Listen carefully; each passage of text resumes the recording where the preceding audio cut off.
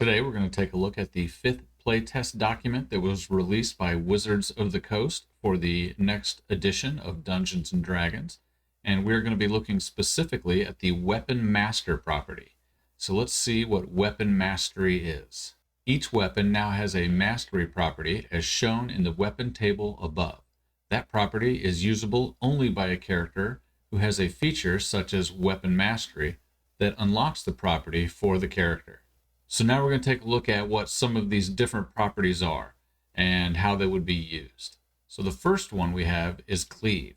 Cleave says if you hit a creature with a melee attack using this weapon, you can make an attack roll with the weapon against a second creature within 5 feet of the first that is also within your reach. On a hit, the second creature takes the weapon damage, but don't add the ability modifier to that damage unless that modifier is negative. You can make this an extra attack only once per turn. So you don't get to add any extra damage to it, but it still counts as a weapon attack. So if you had this on a paladin or someone that could drop, that can drop smite, something along those lines, you can add extra damage to it. Or if you had a hunter's mark or hex, it would still be a weapon attack that you could add the extra damage to from there.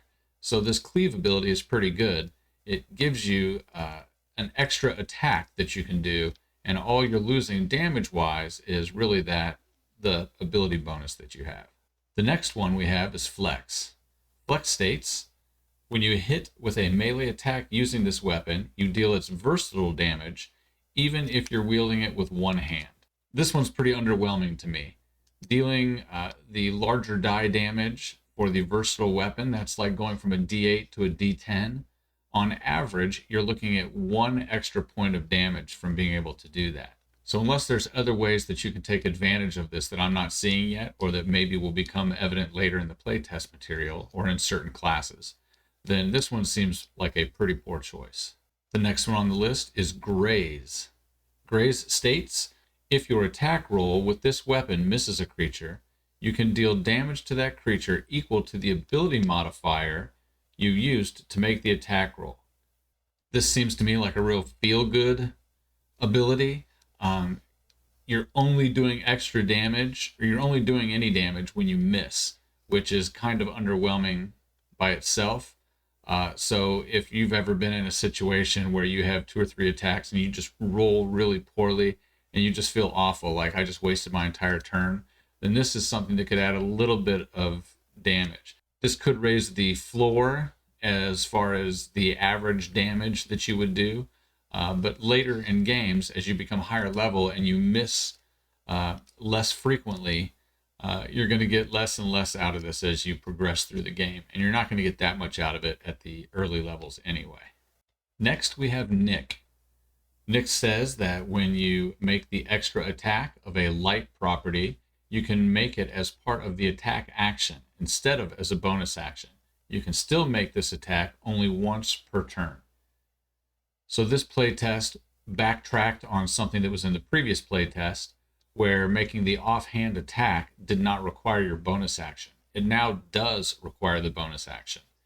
However, this particular weapon mastery feature allows you to once again be able to make it without using your bonus action.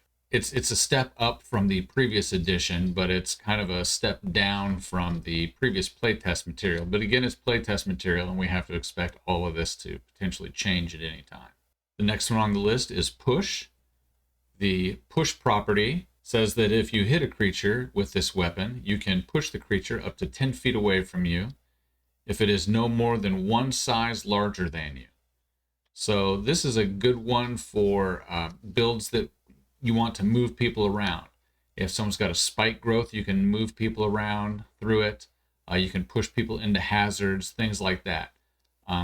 If that's the kind of play you want to do, then this is a pretty good ability. It also doesn't distinguish how many times you can do it in a round. It doesn't say you can only do it once per turn. So every time you hit with this, you can move your opponent, and they don't get any saving throw to resist it. So this one is pretty powerful. Next, we have Sap. Sap tells us if you hit a creature with this weapon, that creature has disadvantage on the next attack roll before the start of your next turn. This one also doesn't limit you to how many times you can use it on a turn. However, you can only have one disadvantage at a time. So if you're only attacking one creature, then you can give him disadvantage on his first attack against you later.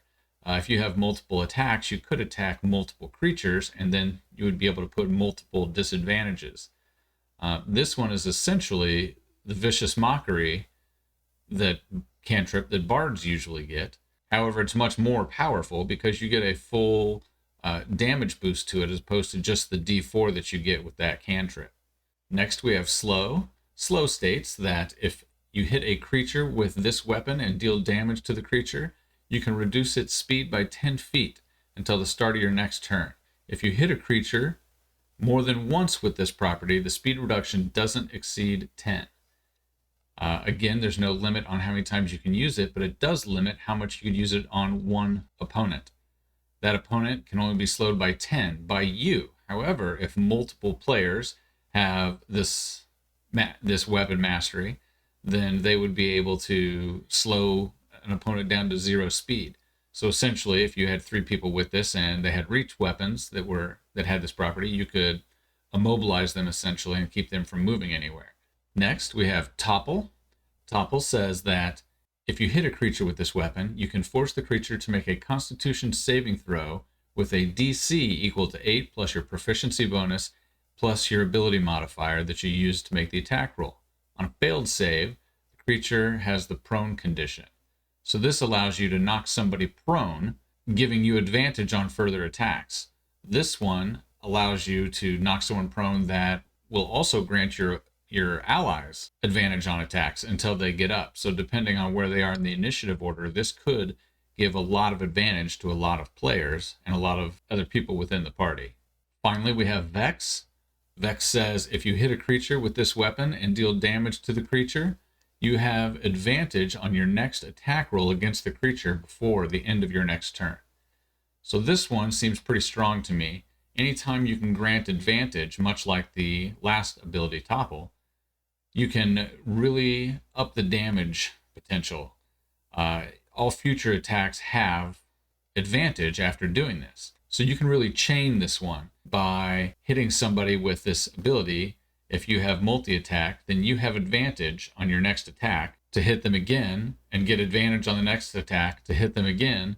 So as long as you can keep rolling with advantage, you can probably keep attacking and keep piling that on. This would be really good if you are fishing for criticals, being able to double your chance essentially to roll that 20 and get some crit damage, but also just really reducing your chances of missing really raises your damage potential throughout the course of a combat. So as far as the rankings of these go, I would definitely put Vex at the top of the list. I think that being able to chain advantage for yourself is immensely valuable. I would put in the next tier Push and Topple. I think Push, being able to move opponents into more favorable positions, and Topple, being able to also give yourself advantage like Vex, but also give some of your allies advantage as well, are very valuable weapon masteries to have. Sap and Cleave, I would put in the next tier. You don't get a lot of extra damage from Cleave unless you're able to stack some other things on it, like smites or hex, things like that. And Sap, being able to generate disadvantage in your opponents, is very useful. Slow and Nick would be down in the next one. Nick simply allows you to get that free offhand attack and frees up your bonus action. So it's really only useful if you have something else to use your bonus action for that round. Otherwise, your bonus action a lot of times ends up going to waste anyway. So there's no real benefit to not using it for that offhand attack. And then in that bottom tier, I'd have Graze and Flex. Graze, again, is only useful if you miss. And of course, you're trying to not miss all the time. So the goal would be to never use Graze. And Flex is on average 1 additional point of damage. So those are where I would rank each of those different weapon masteries. If you think that you would put those in different places, please leave a comment down below and let me know where you would place them and why. Also subscribe as we do more videos for this playtest material so you can see those when they come out, and check out this playlist here where we're building a mega dungeon with one encounter every day. Until next time, keep on hacking the dungeon.